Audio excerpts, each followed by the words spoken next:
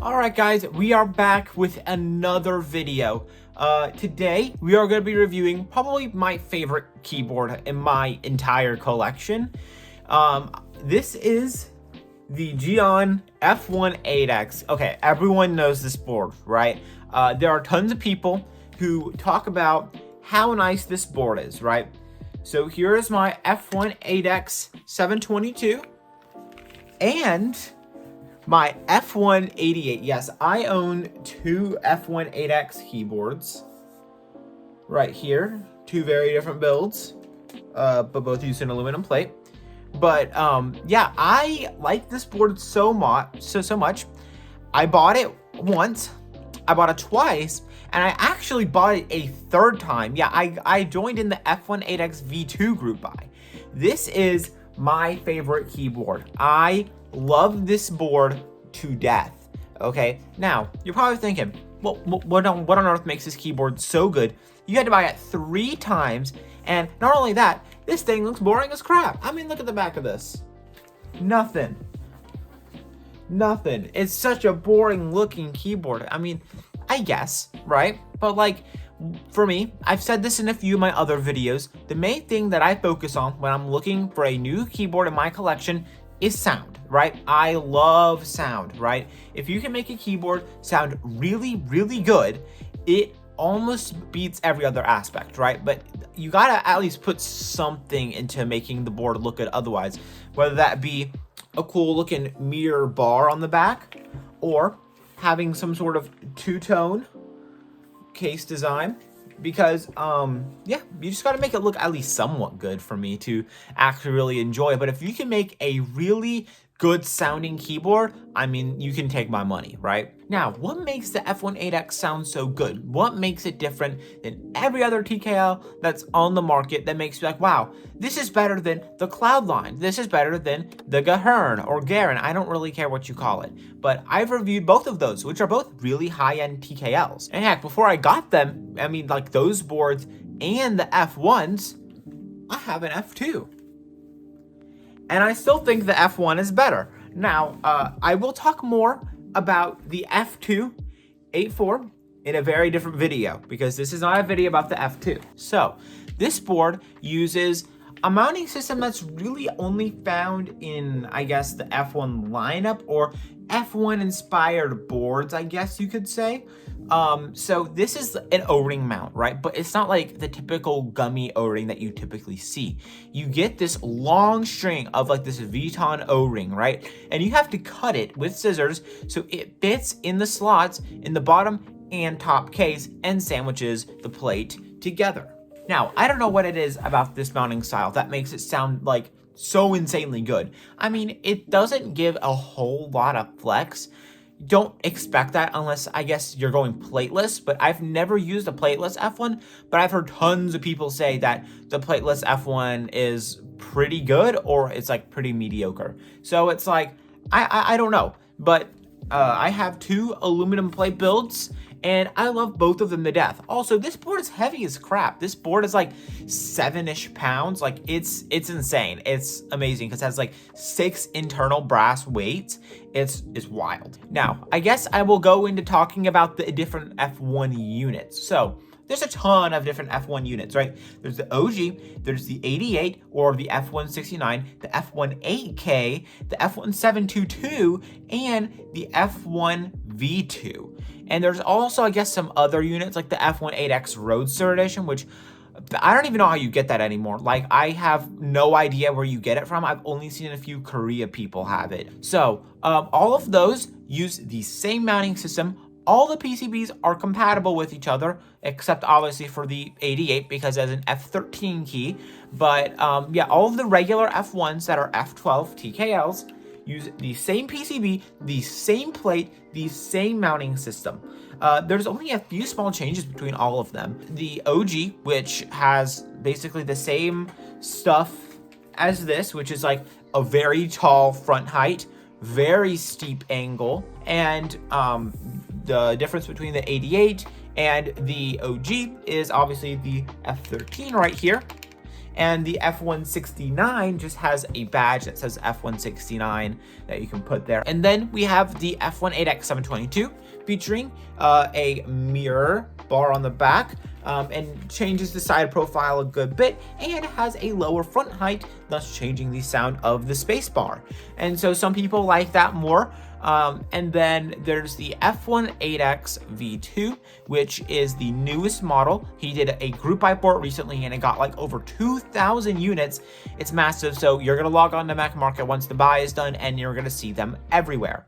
So that board basically has, like, I think it has the front height of the 722, but the angle of also the 722. I just remember these have the same angle, but it also has, I guess, the same side profile as the 88, the V1, just all the other ones that aren't smooth like this. So it's kind of just like a mix between the two, kind of getting the best of both worlds. Now, how much is this board? How much should you expect to spend on this board? Okay, so brand new. If you got this board brand new from any of the versions that have exist in the past, it has been $450, including a PCB, I'm pretty sure. Now, that's not too bad, right? I mean, $450 for a board that sounds as good as this, yeah, it's a pretty, reasonable price. But if you go on Mech Market, however, finding one for $450 is a challenge. You can't find some for $450. Like, I found this one, my 722, for $450, and it's Cerakoted, so it's kind of a steal, because Cerakotes are not cheap. So I got that for $450. Pretty rare. I've seen a few out there for that much, but you really don't come across them often. Typically, you're gonna find them within the range of $500 to about $600, I'm pretty sure. And some of the rarer models, like the 88, the 69, the 8K, all of those, you're gonna see those like above the $600 mark, probably reaching near $700. I spent about $680 on my F1-88. I mean, it does have a custom anodization top case, but I mean, still, it's pretty hefty of a price. I have seen some floating around for some pretty decent prices around that $500 range, low $600 range. And I think that's pretty reasonable for an F1 because, again, this is peak keyboard for me. I will do anything for one. But yeah, I have talked so much about this board. Here is a sound test. I talked about how good this board sounds. I'm doing a sound test of both of the boards. So here you go. It is possibly the best board in my collection.